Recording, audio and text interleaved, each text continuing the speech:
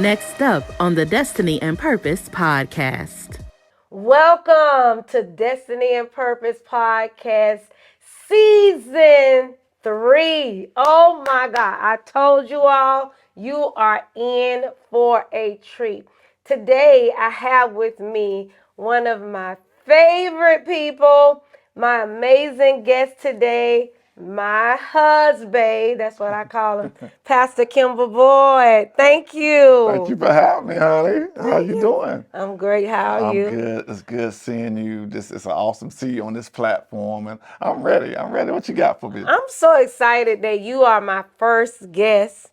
And, behind the scenes, you have pushed me to do anything I ever thought about doing. It's like you put the jumper cables on me and say, let's go. And so when I was talking about, the guests that I would have on, the Lord showed me you being my first guest because Wow, you are the that's good. person that's behind the scenes that's pushing me.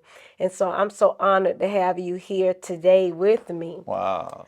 One of the things I want to discuss with you on our different platforms, different occasions, I've had the opportunity for people to interview me Yeah. and to ask me about, life of a widow, life after being a widow, and what is it like being a widow, and how long I remain a widow. But never have anyone sat down and had a meeting with you to talk about what it's like marrying a widow. Wow. So if I was to ask you, what is it like? It's different from dating someone that's just single Yeah. mom with kids, versus dating someone who's a widow with Yeah. kids and a church. Yes. Let's talk Yes. about that. Oh, it's a lot. It's once you come into it, like how we met. We was friends before we got married, and me and your previous husband was best friends. Ooh, I heard the people tremble. They Oh was Lord, what? Jesus. Oh my Yeah, we, God. we, we, we was in ministry together and everything. So I knew you before we got married. I knew him. And I think a lot of people don't understand, how we got together. So, Right. maybe we'll talk about that later. But marrying a widow is, you got to be mindful and be careful because a widow never planned to exit. Wow. And a lot of time I learned a lot of widows, people say, "Oh, you're a widow," and jump on want to get married, but Right. they plan wasn't fulfilled. Right. And a lot of time I That's know good. I had to learn that because I came in and had to understand that a lot of stuff you had planned was still in the planning. Wow. And I jumped in and like, oh my God, it's still she isn't finished. It's like it ain't like a divorce. A lot of people get a Right. divorce. You can plan divorce, but you don't Yeah. plan for your spouse to leave. That is good. And I had to learn. It took a while to learn because I was like, oh well, okay, just jump on board. But it takes a lot. I think it takes a God structured person. Because it is mentally, it's physically, everything. But when you in it for real, and like I said, I learned a lot, and it's been been an honor to love you and keep on pressing. But it's a lot. So it's different. Yeah, it's It's a lot different. different. This is my second marriage. I was married before, but this marriage, we got divorced. It was a planned thing. But Wow. I came in this marriage, you didn't have a plan. You was literally left unexpectedly. Yeah. So now all the stuff y'all was planning wasn't fulfilled. Wow. So now you still trying to figure some stuff out, and I'm Yeah. coming in Yeah. to help you figure some stuff out. So it took a lot, but it was good. I've learned a lot. So in your learning a lot as it relates to just dating, because even after your divorce, you did date Yeah. before we got together. And so even with dating someone that's just single with kids, dating someone that's unplanned Yeah. situation. Yeah. That's How would you say, how did you know that you were capable of carrying the widow? I'm not going to step out there and say I knew it.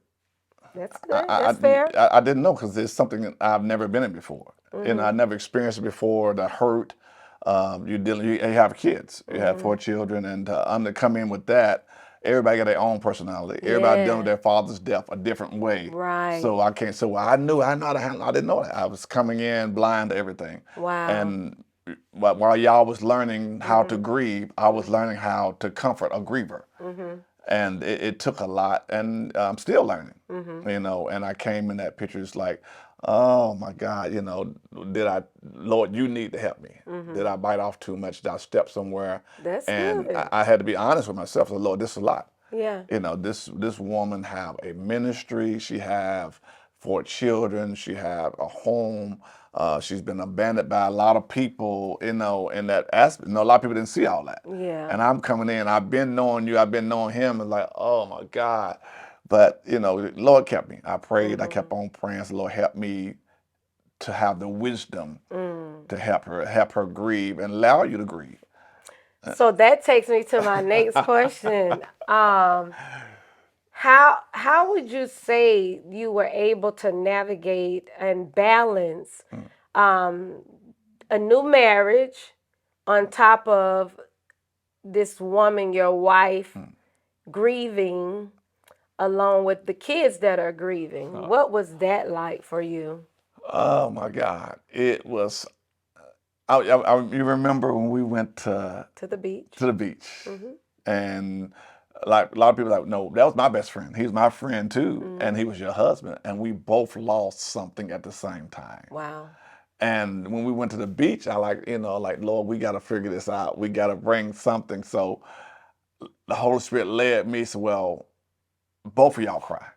And we went to the hotel. Even we went to the hotel on the beach, and we both just got on the floor and boohoo cried, and we both had to cry. And the Lord told me to tell her that it's all right to hold him, but she got to understand she got to release him.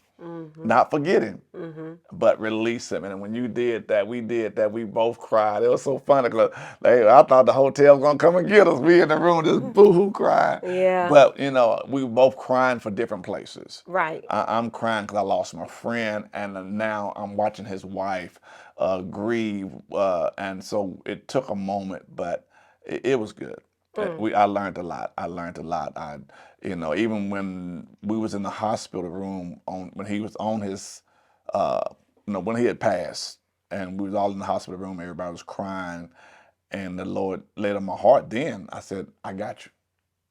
I wasn't coming in as a husband. Then I was coming in As a covering. as a covering. Yeah, because I didn't feel that. Yeah, at that it wasn't like moment. that. You know, we had never dated, never talked about it, nothing like Yeah. that. But I felt the Lord leading me then. So I got you. And when I said that, even right there, he was right there on the bed, and had passed. And I said, I got you. I don't know where that came from, but the Lord. And from that point, we had to take that time. I took that time to allow Lord to nurture me, to groom me. I had to be strong where I knew you was weak. I had to be strong where the kids was weak. I had to be strong for myself. And I learned how to nurture, how to cultivate a widow, Yeah. a grieving wife. And we got to be careful allowing other people to get into our lives, get into your lives. You know, Yeah. people say crazy stuff. You know, and people say all kinds of crazy stuff. You still grieving? Yeah. You know, you're going to forever grieve. No, that was your husband. Y'all had a relationship for 22 years or plus years and dated for so many years. So who am I to tell you when to let go of him? And you know, one of the most amazing things that I love about you is that you're secure in who you are. Yeah, definitely. And I think that someone that is dating or would marry a widow has to be someone that's secure in their own skin. Yes, definitely. And that's mature in the Lord, because there are a lot of things that you would not have known how to nourish me if you didn't hear from the Holy Spirit. Talk about times where his birthday rolls around, Founders Month. Like, how does that make you feel when the kids and I we don't celebrate his death. We always honor his birthday. How does that make you feel? I know over the years you have relinquished your space during that time. Yeah. And you always say, y'all go ahead. You make sure we have money to go and eat or whatever our event is for that day. What did that come from? Like, did you feel like you was not a part, or was that you just giving us that space in honor and remembrance of him? I think you got to understand, whoever the man, you just can't jump into a marriage and not understanding that they have a past. You know, and I can't take what y'all have built, what y'all have created, from that, from you or your spouse or your relationship, and say, well, you can't do that no more. You can't do that no more. You can't have that no more. And I had to learn that y'all still had a relationship. Y'all had built something, and it wasn't my right. It wouldn't have been right for me to try to stop y'all from that. So I said I made sure whatever y'all did, I want to make sure y'all keep him in remembrance, not rob his children of their father. That was something. That was a bond y'all had, and I think that if anything I could do to keep that bond, like I said, don't want you to forget him, but you have to release him where you can go on. Right. And I think a lot of people make a mistake. They try to hold on to everything. Yeah. But in that, I just thought it was good to allow y'all to have that time. Yeah. And it made me stronger to let y'all continue to go and enjoy each other and see y'all happy. Yeah. You know, and I think that's what a lot of people mess up at. They try to stop that. A lot of men. And the one thing you must say, I want to say to every man that when you come into this position, you must be confident. You must be strong as a man and who you are, because you are going to talk about your husband. Like I said, I let you cry. I let you talk. I want to talk. Let's talk about him. I don't want to rob you of that time, y'all personal time. We have jokes. I'll tell you some of my jokes we and him had, you know. But I want you to be free to enjoy and grieve and enjoy grieving. I don't want your grieving to be a bitter place. Oh, I don't want to say nothing, and I don't want to hurt my new husband. No, enjoy yourself. I think that's a very great point to make, because of the fact that a lot of people feel like, okay, now that I'm married, like you just forget that person. But I think No. what's great about our relationship is that we joke, we talk Yeah. about funny stuff. And one of the things that is important is, because if you don't give the person that you're dating space to grieve or to share, then they're living and building on a lie. Yeah. Because they got to hide from you when they're grieving. They Wow. can't tell you how they're feeling because they don't want to hurt your feelings. But there was moments when we were dating that I could be having a bad day and I wouldn't call and tell you. You could just pick it up in the spirit, say, so how you feeling today? And today is not a good day. And you would, hey, do you want to go out to get something to eat? You want to go get a massage? Whatever, how can I serve you today? So your heart came from a servant's heart Yes. before we got married. And I that's think that's good. very important, that the person comes in knowing that, no, I'm not taking the place. Yeah. I'm here to help push you along. Yeah, that's good. And That's while good. I'm pushing you along, I'm giving you space to grieve. Yeah. One of the other things I wanted to point out is uh, oftentimes, it's been said like, you still crying, you still cry. Like, I don't I don't grieve like I grieved before, that I'm stronger now. Yes. But there are things that are monumental moments Yeah. that take place, like when our daughter got married. Yeah. Oh Lord, I thought I was going to hyperventilate because I'm like, It'll never oh, change. he's supposed to be here saying this, and first grandson born, like, oh my God, he would love to have met him, but it's not, the grief is not the same. Yeah. And it came from maturity in God and me releasing it and praying, and also you allowing me to be free to talk about I it. think that made us more one. Yeah. I think that built our relationship, our friendship. Yeah. And I didn't want to be a dictator Yeah. or, who am I to tell you how long you grieve? I think that's important because a lot of times outsiders who've never experienced this before will Well, tell you how you should be handling it. Like, yeah. you shouldn't. How long he been? How long you gonna mourn over Saul? Listen, The thing is, once a person never been in something, they have a lot of input. Yeah. How you've never been there. Yeah. Well, I understand. I can't say I understand. Yeah. I don't. Yeah. I know. I don't think I'm watching. I'm learning as you grow, and I watch you mature and come out of it. You know, Yeah. I know when the birthdays come around. I know when the holidays you don't be as emotional as you used to be. Yeah. But I that's used to be a mess, oh huh? my God, like girl, you don't go over there somewhere. But you used to love me through it, though. No, that they be able to hold you, Yeah. to be able to hold you and allow you to communicate from your heart. And a lot of people don't do that. You know, I'm not going to be that man. So, well, why you still mourning? You still grieving? Yeah, I don't know. I want you to come out in your time. Yeah. I don't want you to come out premature and you never get healed. So guess what? So then I would say this to those that are watching that are dating a widow or a widower. Would you say, because I can hear people saying, well, why would you date her if she was still grieving? Why, Yeah. why you didn't wait? Because here's the thing, you never stop grieving. Well, let's straighten. We need to straighten them up. The Straighten key them up, was straighten them up. let's straighten up. The thing was, I didn't come in to date. Right. We didn't come in. This wasn't a plan. Yeah. This wasn't a plan. Oh, I'm gonna come. We're gonna get a dating. It wasn't like that. Yeah. I was coming in to help my friend's wife and children. Yeah. And in the process, you remember on the porch, open night, you came from the conference. Yeah, we came from the conference. It's my birthday. It was your birthday. And we you hadn't asked even what I started. wanted for my birthday.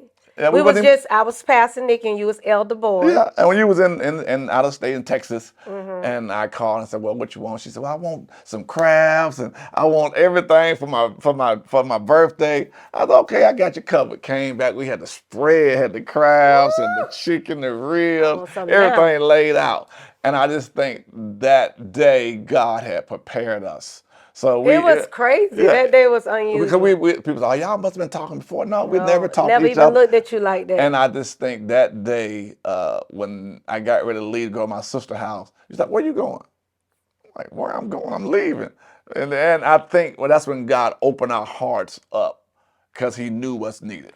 And I remember because one of the things that I always encourage people that go through a loss to get counseling. Yes, definitely. And definitely. therapy and Jesus go together. Oh yeah, yeah. And so I remember we had 13 weeks, the kids and I had 13 weeks of grief counseling. And after their 13 weeks, I had an additional 3 weeks by myself. And in my sessions, she told me, my counselor, she said, you're going to remarry again. And she said, it's going to be soon. And it's going to be somebody you know. I said, number one, I'm not going to get married soon because I'm not ready. Number two, it's nobody that I know that I want to marry. Yeah. So I was like, she missed God. I don't know what she's talking about. Wow. And when I tell you, and she said, God is going to open up your heart to love again. She said it's like you're gonna have two different hearts. It's like you're gonna still have the heart for your husband, but then God is gonna give you a new heart for your new spouse. I'm like, that sounds crazy. Wow. How in the world is that gonna happen? And sure enough, God opened up my heart, and I was not even expecting. I'm like, what in the world? Like, what's going on? It scared me that I was starting to feel something for you. I'm like, is this the flesh? Is this the devil? What is going on? I was afraid that my heart was doing something that I was not expecting it to do.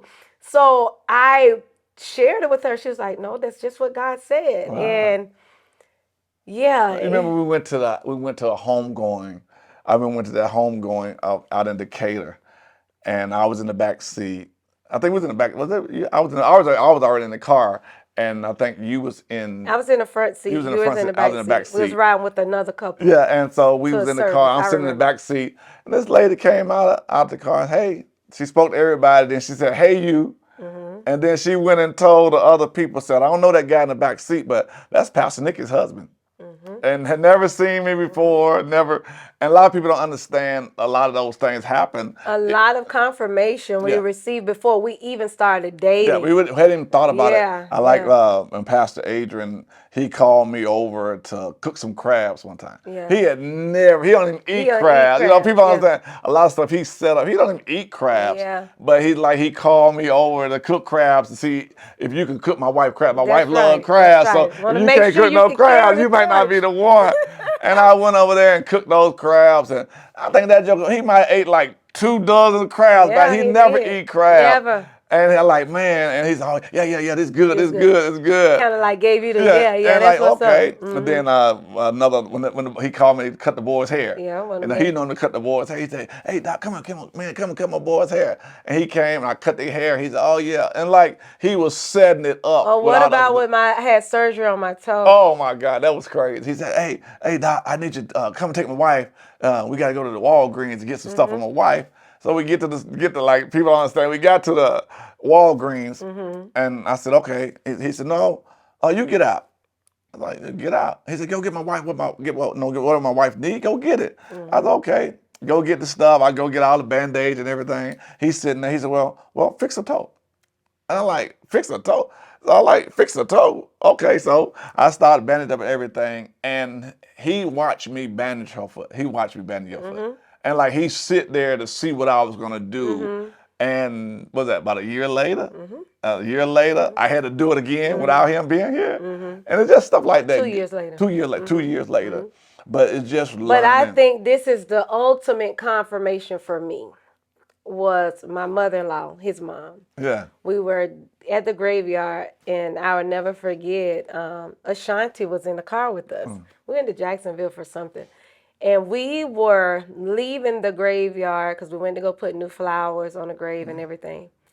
And she said, I had a dream. She said, and my son came to me in a dream. She said, and he told me that you're getting ready to get married, and your husband is Kimball.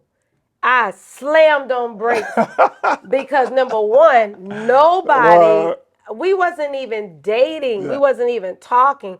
And she's never even met you. For her to even know your name, I was just like, what? I slammed on brakes and tears just started coming down my face. I'm like, what? She's like, yeah, that's your husband. That's your husband. I was like, oh, I got to call him. Do you remember when I called? I called you, and she began to give you her blessings over the phone. I said, a lot of people don't know, don't see those things, and don't understand those little areas. And it's just how God bless and strengthen us through all that, because a lot of people had a lot of negative things. Yeah.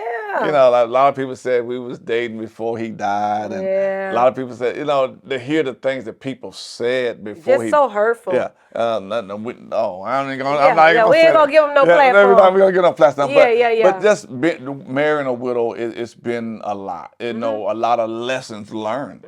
And it takes respect of that person. I respect you. I respect what y'all had accomplished, and in no ways that I want to come in and tear down what y'all had already started. My job was, my assignment was to come and help finish, help push you into your purpose, help push you into your destiny, and that's what I was doing. But in the process, I do believe God had aligned us up, because it wouldn't have looked right for me and you be that close and in ministry. It would have been a bad name. They doing something. So I think God allowed this to happen for that purpose. That, and we grew together and we fell in love. And it's been a trip. It's been a journey. And we continue learning and revolve. And that's what I was gonna say. We're still growing. We're still learning. One of the things that you came in on a not just, you just didn't marry the widow, but you married the church too. It's like you're taking over a whole nother assignment, you know what I mean? And with that, how has that been as it relates to, you married, your wife is the pastor, in this day and age, of course, a female pastor is not something that's like taboo. However, some men find it an issue if the husband is not here and the wife is not here. Well, when you married me, I was already in the senior pastor role. How did you navigate through that?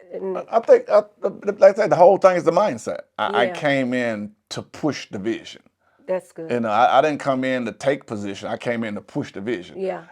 Where you were, your title, whoever, it didn't bother me, because that ain't why I came. Yeah. I came to push only the vision of God, and in the process, I became your husband. We became one. But even when we got married, a lot of people left the church. They didn't understand the relationship. But I do want people to understand, that's the church.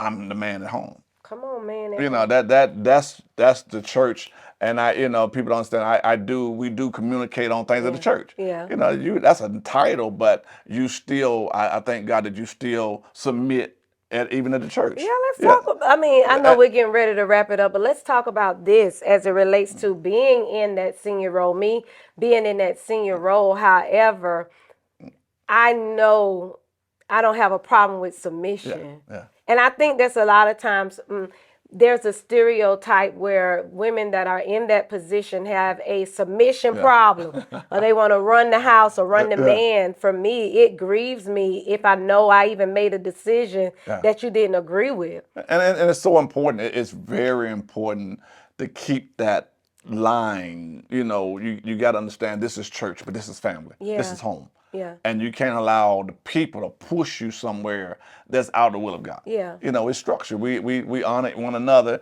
but like I said, we work together as a team. We are a team. It's not the title that makes us. It's who we become who have made us. So in our closing, what would you say, your final remarks to someone that is thinking about dating a widow or is already dating a widow? I would say a few things. Number one, as a man, be confident.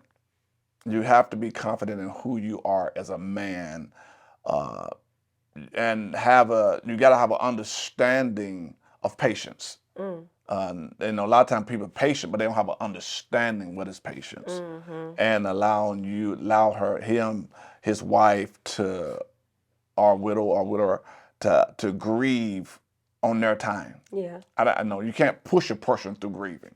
You can't push a person through deliverance. Yeah. They got to do it on their time. Yeah. And I think when you allow a person during their time, they get everything that God allowed them to get. So I thank God I've learned that, and I would say to the man,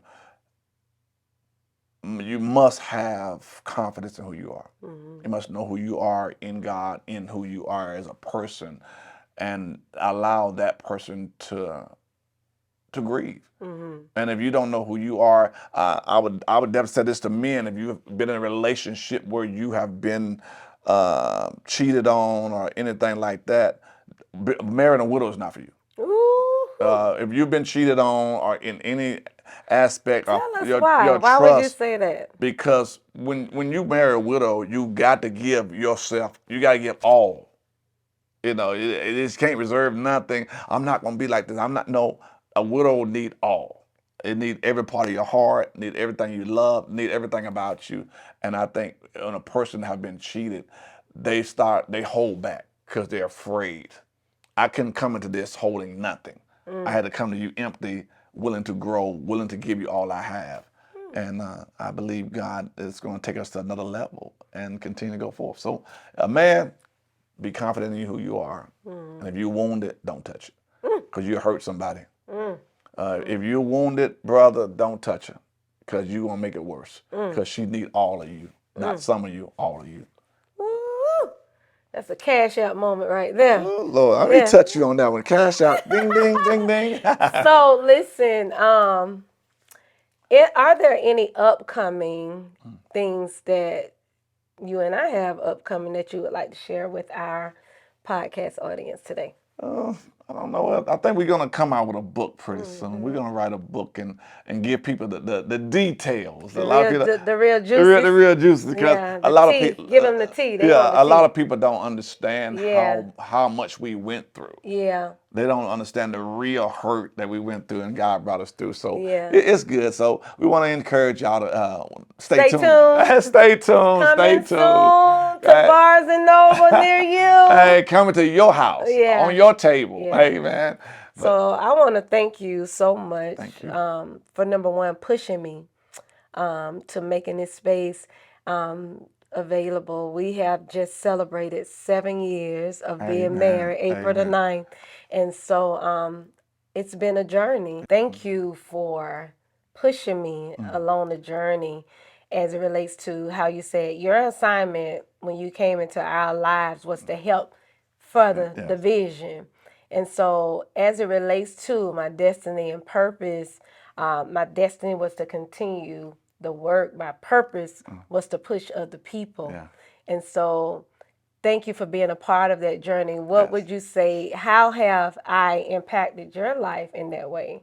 And I think, well, like I said, me encouraging you, I think God really blessed me with the wisdom, you know, because I think a lot of time when a person is a widow and they're going through, they got so much on their plate. Yeah. And it's easy to throw up. It's easy to throw up their hands, I'm done, I don't want to do it no more. And I think God placed me there to give you that backbone, to let you say, it's all right to grieve, it's all right to cry, but you still have a purpose. And you still have a destiny. And my job was, let's sit down and talk. Yeah. I know I understood what Pastor Adrian had, I understood what your previous husband had, all that. But where are you and how can I help you? I'm going to run right there. Yes. But I just think it was so important. I think that's what God did, and He Yeah. anointed me to help push you. Yeah. And I think when it comes to me and you personally encouraging you, I think when, you know, you have encouraged me in so many different ways to be strong, Yeah. to be a pusher, to be that support. And when I'm weak, you know, hey, come on, honey, you can do it, you can do it. And I think that's how we play off of each other so well, because we are here to build one another. It's not an I situation. It's we. How can we accomplish this task? What is your purpose? What does God call you to do? And we building it. And I just think as we continue to walk this walk and continue to build one another, it's great, nothing but greatness. Yeah. And I see it all over you. I see God's greatness over you, and I'm going to push it. Thank I'm you. going to push every level. I'm going to push you to everything I can get. You know, when I leave here, I'm going to leave empty. All right. All right. With that, you heard it. Make sure you are connected to someone. Number one, that's not intimidated by your destiny You and purpose. cannot. That's number That's one. a good thing too, that you were not intimidated by where I was and what I had accomplished already. Your assignment was to further the vision. And so I thank you so much. And you want to make sure that your mate is somebody that's connected to your vision and that's not afraid of where you are and where you're going. And before you go, my brothers, you got to have a prayer life. You must have a prayer life, because when you're dealing with a widow, you're dealing with a lot of emotions. You're dealing with a lot, and it's not space, it's not time for you to get in your emotions, because they need it. And God gonna have to be your strength so you can be their strength. Yeah. And it took a lot of me putting myself aside. Well, it ain't time for you to cry. It ain't time. No, she needs you. They need you. So that you got to have a prayer life. You must have a prayer life. Must have a relationship with God, because it's going to take a lot of wisdom and sensitivity. Yeah. You know, you want to say, stop grieving. You know, you can't say that. Yeah. Why are you still talking about your spouse? You can't say that. Yeah. You got to give them that season to grieve. Give them that time to, on their timing to release. I don't want to push you faster than you're ready to go. Because I don't want you to get to a place where you still grieving unnecessary. So, love you, honey. Love you Thank too. you for having me. Thank you for this Thank you opportunity. for being my first guest. Let's go some places. All right. Let's go some places. Thank we love you for tuning into Destiny and Purpose podcast. God bless y'all.